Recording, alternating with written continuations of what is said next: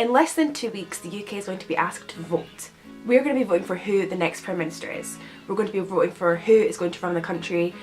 It is confusing. It has kind of sprung up. I think it was only like 4 weeks ago that we were told we were going to be taking another vote, and it's 2 weeks, less than 2 weeks, until we have to actually vote. It's kind of scary and it's kind of confusing and it's really worrying, but you have to vote.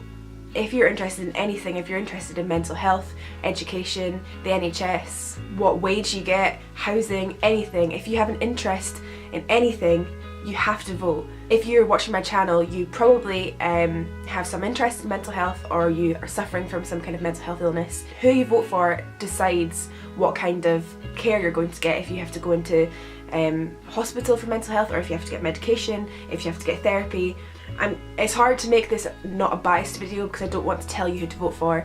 I have my own political opinions, and I know that there's certain parties I wouldn't vote for ever, and I know that there's certain parties that I vote for now, and there's certain parties that maybe I would vote for in the future if things changed.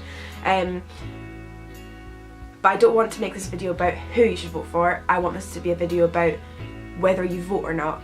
Your one vote could be the difference between a Tory government or a Labour government, or a UKIP government or a Green government. I'm trying to make this very neutral. Your vote does count. I think a lot of the time when people don't vote, it's either because they don't think their vote counts or they don't really know who to vote for. Firstly, your vote always counts. Every single vote counts. If nobody voted, I wonder what would happen if nobody voted actually. That's an interesting thing, but that's not what we're going to do. The more people that vote, the more say the country gets. If you don't vote, it means you're letting somebody else decide for you how much you're going to pay for certain things, how much wage you're going to get, what the NHS is like, what the education system is like. If you let somebody else vote for you, if you don't take the decision to vote, it means that everybody else or somebody else that you might not agree with their politics, you might not agree with their education opinions, they are going to decide what state the country's in.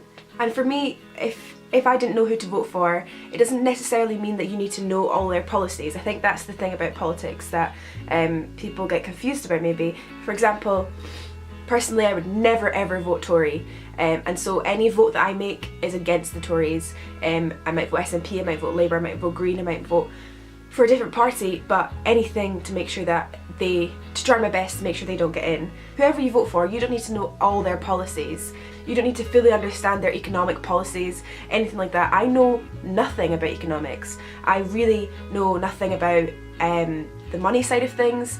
The things that I know are policies that they have, or opinions they have, or ideologies they have about social care, about mental health policies, NHS policies, education, all that kind of stuff. That's stuff that I'm interested in. That's where my vote will go.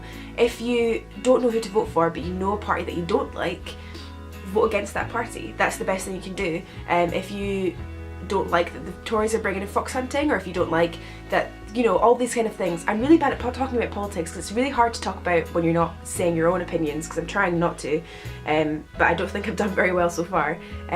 Basically, I just want to make this quick video and say please, please, please vote. It's so important that you use your vote. We're really lucky to be able to vote in this country, and I think just it's really important that you all get your say. Even if you want to vote for a party that your friends don't want you to vote for, or your family don't vote, make sure you make your own decision.